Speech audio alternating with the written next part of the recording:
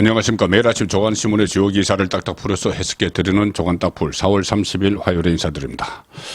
어제 윤석열 대통령과 이재명 민주당 대표의 차담회, 용산 차담회는 예상대로 빈손 회담으로 끝났습니다. 특히 이재명은 초반에 15분 동안 상당히 무례하게 기습적으로 윤석열 대통령을 몰아붙이는 그런 장면을 보였고, 윤 대통령이 상당히 불쾌한 그런 표정도 지었었죠. 그리고 이재명은 본인이 얻을 것은 얻었다, 그렇게 생각하는 것 같습니다. 다시 협치를 무시하고, 협치는 이미 지우자, 이런 말까지 나왔죠. 그래서 민주당 안에서 이재명이 특검 정국으로 가는 시동을 걸기 시작을 했고, 다만 어제 윤석열 대통령이 이재명의 페이스에 말려들지 않고, 특히 비공개로 전환된 회의에서는 주도권을 잡고 조목조목 반박을 했다. 자, 그런 내용도 전해지고 있습니다. 일단 오늘 조중동의 톱 기사입니다. 이 첫 회담 평행선, 그리고 의대 정원엔 공감, 조선일보는 의대 정원에 공감을 했다는데 비중을 두고 있습니다. 중앙일보는 윤이 의대 정원 빼곤 평행선, 서로 하고 싶은 말만 한 130분, 135분 동안 대화를 했는데, 정확히 민생지원금, 이태원 특별법 등 이견을 보였다. 이재명은 가족 등 주변 인사 의혹 정리를 해야 된다, 이런 식으로 이야기했습니다. 김건희 이름을 특정하지 않았다고 민주당에서는 예우를 갖춘 것이다, 이런 식으로 억지로 또 갖다 붙이고 있는데, 그리고 두 사람 사이에 독대는 없었습니다. 어제 3명씩 6명이나 배석을 했죠. 그리고 두 사람이 따로 윤석열 대통령과 이재명이 만날 거라고 예상이 됐는데 안 했습니다. 그리고 총리 논의도 안 해. 이것은 당연한 거죠. 일부 언론에서 계속 총리 인천을 협의를 할 것이다, 우파 패널들도 그렇게 이야기했는데, 처음부터 저는 이것은 해서는 안 되는 이야기라고 말씀을 드렸었죠. 대통령의 인사권과 관련된 문제입니다. 그리고 대통령실은 회담이 끝나고 나서 소통의 첫 발을 디뎠다, 이렇게 그래도 그나마 긍정적으로 좀 평가를 해주려고 하는데, 이재명은 답답했다, 이렇게 자기 할 말 다 하고 가놓고는 답답했다, 이렇게 이야기를 하고 있습니다. 자기 지지층을 향해서 지금 계속 메시지를 던지는 거죠. 윤석열 대통령과 회담을 하면서도 15분 동안 읽으면서도 윤 대통령을 쳐다보는 게 아니고 계속 이 원고, 그리고 카메라만 쳐다보고 이야기를 했습니다. 자기 지지층 들으라고 다 이야기한 거죠. 동아일보 이면과 중앙일보 사면입니다. 그 장면입니다. 바로 문제의 장면. 의자 빼준 윤 대통령, 이재명 5,400자 모두 발언에 표정이 굳어졌다. 독재, 지배, 탄압, 이런 단어를 썼습니다. 15분 동안 어제 이 원고를 읽으면서. 편가르기, 이것도 본인들이 다 해왔던 이야기죠. 통치, 거친 언어를 써가면서 가족 등 주변 인사의 의혹을 정리하고 넘어가시면 좋겠다, 직설적인 이야기를 했고, 각종 특검법 등 갈등 깊은 정책도 빼곡히 다 요구를 했다. 시선은 윤 대통령이 아닌 원고와 카메라를 번갈아 향했다. 의제를 정하지 말고 만나자던 이재명은 사실상 모든 의제를 다 꺼냈다. 양복 안주머니에서 5,400자 분량의 발언이 담긴 A4 용지를 꺼내 들어서 비공개 회담 시작에 맞춰 퇴장하려던 기자단을 불러 세웠다. 보통 이렇게 이 회담을 하면은 처음에 오프닝이라고 해서 양쪽이 이제 간단한 인사말 같은 것을 나누죠. 어제도 덕담을 나눴습니다. 처음에는 날씨가 좋다, 날씨 이야기 주로 하고 나면은 이제 기자들이, 촬영 기자들이나 팬 기자들이 이 회담장을 빠져나가죠. 그럼 그때부터 비공개를 하는 겁니다. 그러니까 양쪽의 인사말이 끝나서 빠져나가려고 하는데, 이재명이 이 퇴장을 하려던 기자들을 불러 세웠다는 겁니다. 자기가 써온 거 읽기 위해서. 그리고 이것을 꺼내가지고 제가 대통령께 드릴 말씀을 써가지고 왔다. 대통령님 말씀 먼저 듣고 말씀드릴까 했는데, 자, 기자들이 나가라고 하니까 내가 먼저 말해야 되겠다 이거죠. 불러 세워놓고. 그것이 윤석열 대통령이 뭐 손님 말씀 먼저 들어야죠 하면서 물러서니까 이런 5,400자 무례한 어떤 이 회담에서 있을 수 없는 그런 행태를 보인 것이죠. 그래서 제가 어제 행패 정치라고 말씀을 드렸었죠.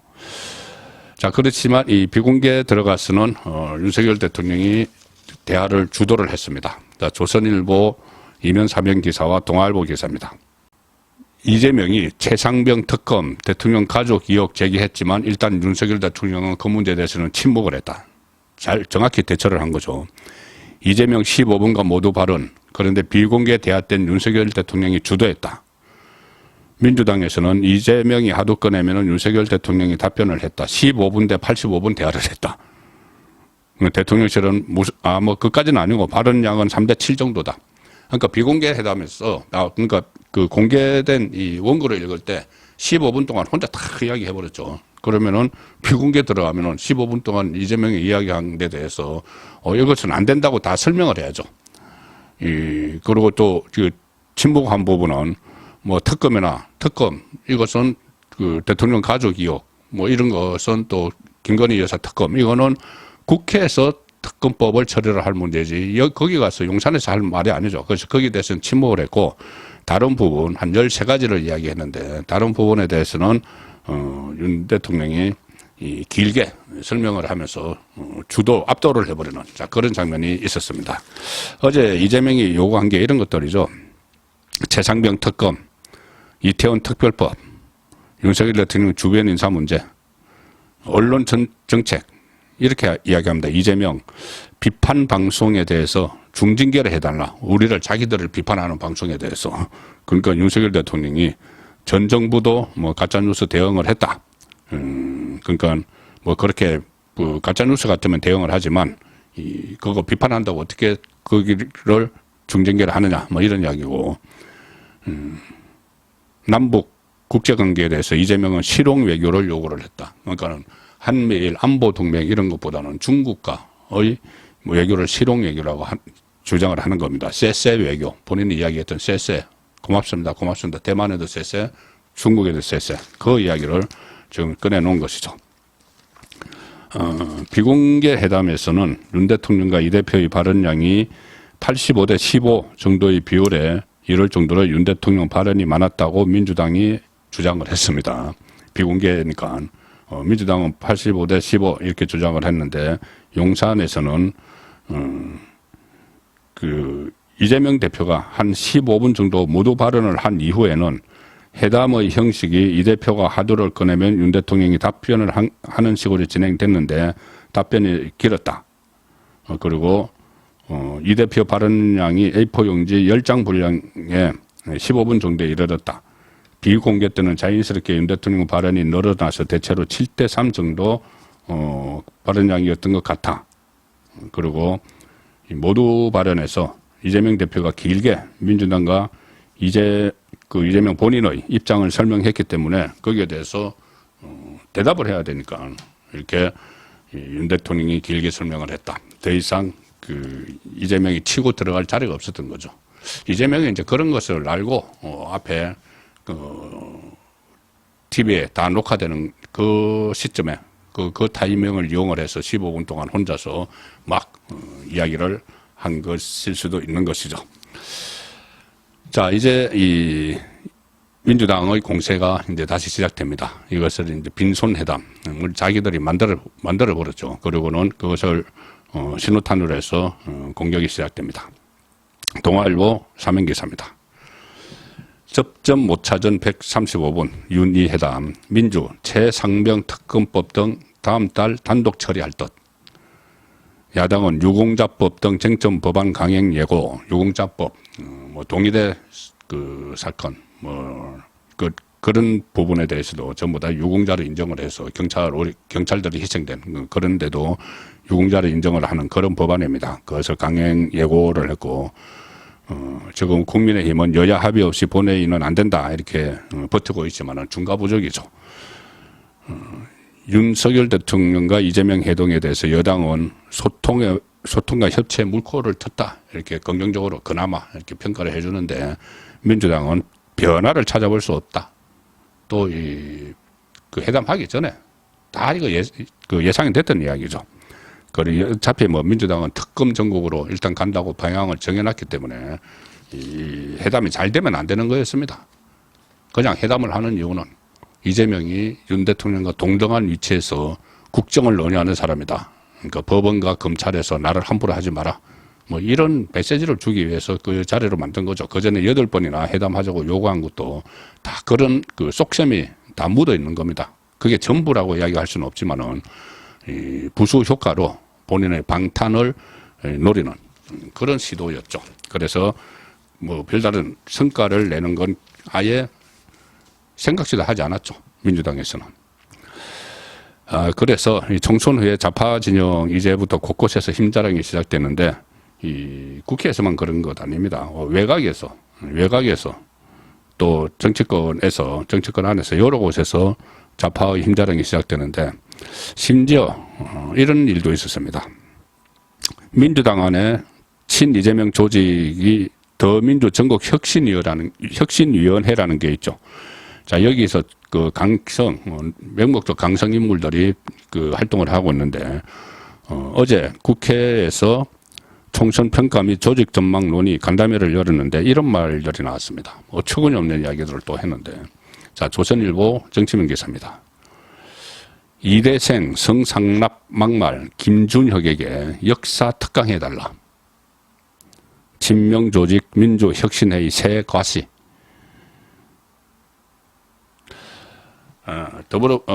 김준혁, 이 총선 때, 본인의 역사학 교수라고 하면서, 아주 왜곡되고, 또 우리 역사를 폄훼하는 막 그런 발언들을 막 쏟아냈죠. 그래서 논란을 일으켰는데, 그 사람이 여기에 참석을 했는데, 여기 해운이라고 합니다. 참석을 했는데, 그 김준혁에게 역사 특강을 우리한테 해달라. 안 하면 오인이죠. 완전히. 자, 더불어민주당 내 친 이재명 조직인 더민주 전국혁신회의는 29일 국회에서 총선 평가 및 조직 전망 논의 간담회를 열었는데 혁신회의 출마자가 50명인데 이 중에서 31명이 당선이 됐습니다. 이 친명, 찐명 해서 막 공천을 줬죠. 이 사람들은 이재명을 중심으로 정권 교체를 이뤄내겠다 이렇게 새 가시에 나섰고 이재명은 이 사람들과 당선자들과 어제 만찬을 했는데 새로운 충성파 친이그룹이 탄생을 하는 거죠. 그 전에 철험회 이런 것은 거의 다 와해됐죠. 또 뭐 7인회 무슨 뭐 코인 또 돈봉투 이런 것 때문에 와해됐고 그거를 대처할 새로운 충성파 친이그룹이 이 민주혁신회의 이게 지금 등장을 하고 있는 순간입니다. 이 강위원 공동대표 논란이 상당히 많았던 인물이죠. 강위원은 이렇게 이야기했습니다. 그러니까 이대생 성상납, 태계 이황원 성관계 지조 뭐 이런 그 이상한 망발을 했던 김준혁 당선자를 호명을 하면서 이렇게 이야기합니다. 공동대표라는 강위원이 우리를 끝까지 긴장시켰다. 혁신회의 2기가 출범하면 보란듯이 역사학 특강을 듣겠다. 그러니까 자중에서 박수와 환호가 났다. 그리고 또 대학생 딸 명의로 사업자 대출을 받아 잠원동 아파트를 산 양문석을 소개를 할 때도 멋지다 이렇게 뭐 환호를 했다고 합니다. 그리고 골불견이 또 있습니다. 이 자리에 22대 국회의장 경선에 도전하는 4명 추미애, 우원식, 정성호, 조정식이 모두 참석에 눈길을 걸었다. 눈도장 찍는 거죠. 나중에 이제 당선자들이 국회의장 투표를 하니까는 또 얘가 이재명의 명목적 충성파 그룹이니까 이재명에게도 또 눈도장 찍을 겸 주로로 몰려간 겁니다. 어처구니 없는 일들이 지금 곳곳에서 벌어지고 있는데 자 여기에 대응해야 되는 것이 국민의힘입니다. 어제 일단 비대위를 또 띄웠죠. 자 중앙일보와 동아일보입니다. 중진들 일단 고사에 8년 전 정치 떠난 항우여의 소방수 맡긴 여. 새 비대위원장이 어당팔 항우여 여당 안정택했다. 어수룩해 보여도 당수가 8단 어당팔. 오선 출신 당 고문에게 전대 지휘봉을 맡겼다. 자, 황우여 비대위원장 이렇게 이야기합니다. 좋은 대표를 뽑는 게 내 임무다. 내 임무다. 자, 그래서 좋은 대표 뽑는데 총력을 기울이겠다. 자, 그런 의지를 밝혔습니다. 어제 제가 황우여 그 전에 한동훈 전 비대위원장이 등판할 때 호평을 했었다고 말씀을 드렸죠. 그래서 또 전당대회가 준비가 시작되면서 한동훈 과연 등판할 것인가 그런 이야기들이 지금 다시 나오기 시작을 했습니다. 지금 6월 말 7월 초 이 정도 예상이 되는데 일부에서 좀 전당대회를 늦추는 게 어떤가 이런 말도 나오고 있습니다. 계속 나오고 있습니다. 물론 아직은 현실화될 가능성이 크지 않지만 그 나오는 이유 중에 하나가 한동훈 비대위원장이 좀 추설이고 다시 또 좀 책임론에서 좀 벗어나려면 총선 패배 책임론에서 벗어나려면 시간이 좀 필요하다. 그래서 한 가을쯤 하는 게 어떤가 이런 말이 정치권 일각에서 계속 나오고 있습니다. 전당대회 연기론, 가을로 연기론은 곧 한동훈의 출마를 전제로 하는 것이죠. 신평이라고 이제 신평 변호사, 여권 관련해서 이런저런 이야기들을 많이 하는데 신평 변호사가 어제 저녁에 YTN 라디오에 나와서 이런 말을 했습니다. 한동훈 전 국민의힘 비대위원장이 전당대회 시기를 늦춰줄 것을 측근들에게 요청을 했다. 이렇게 주장을 했습니다. 신평의 주장입니다. 한동훈 전 위원장이 전대 시기를 뒤로 밀어줄 것을 원한 것은 총선 책임론이 어느 정도 식을 때를 기다리려는 포석인 것 같아. 이렇게 이야기합니다. 신평. 제가 듣기로는 한동훈 전 위원장이 측근 국회의원들에게 전당대회를 가능한 한 연기해 달라고 부탁했다고 하더라. 잘 들었다는 이야기죠. 그 말의 신빙성이 어느 정도 있는가는 모르겠지만 제가 보는 한동훈 위원장은 전당대회에 참여, 당대표가 되려는 뜻이 있을 것이다. 전대 연결을 요구한 이유에 대해서 신평은 총선 끝난 뒤 얼마 안 돼서 전당대회를 하면 비대위원장 책임론이 나올 수 있고 정치를 그렇게 해서는 안 된다는 반대 여론을 벽에 부닥칠 가능성이 있기 때문이다. 자, 이거 신평의 주장입니다. 그런데 제가 이 내용을 오늘 아침에 보도가 되고 있는데 이 내용을 소개해드리는 이유가 있습니다. 이게 처음 나온 이야기가 아닙니다. 어떻게 보면 똑같은 비슷한 이야기가 일주일 전에 국민일보에서 한번 보도가 됐습니다. 자, 그 국민일보 보도 내용을 제가 소개를 드리겠습니다. 이 4월 21일자 국민일보 보도입니다. 한동훈 측 국민의힘 전당대회 올 가을 연기 추진설. 그 시점에 한동훈은 처음 SNS 메시지를 날린 그날이죠. 이 보도된 날이. 국민을 배신 안 한다. 한동훈. 그때 홍준표가 윤석열 대통령을 배신했다. 한동훈이 그렇게 이야기 나오니까 정치인이 배신을 할 수 있는 건 국민밖에 없다. 국민을 배신하지 않는다. 자, 이렇게 이야기를 했었죠. 그날 보도된 내용입니다. 국민일보입니다. 한동훈 전 국민의힘 비대위원장의 차기 전당대회 출마설이 사거리에 들지 않고 있다. 국민의힘 내부에서는 한동훈 전 위원장 측이 차기 당대표를 뽑는 전당대회를 오는 10월로 미루는 시도를 하고 있다는 얘기도 흘러나온다. 6월, 7월에 전당대회가 열릴 경우에 총선 참패 충격이 가시지 않아서 한동훈의 출마가 쉽지 않다는 판단에 따른 것이다. 하지만 6월 말 7월 초에 열리면은 출마가 좀 쉽지 않은데 반면에 한동훈 위원장이 일정 정도 성찰의 시간을 가진 뒤 그러면 올 가을에는 당권 도전이 가능하지 않겠느냐는 시나리오다.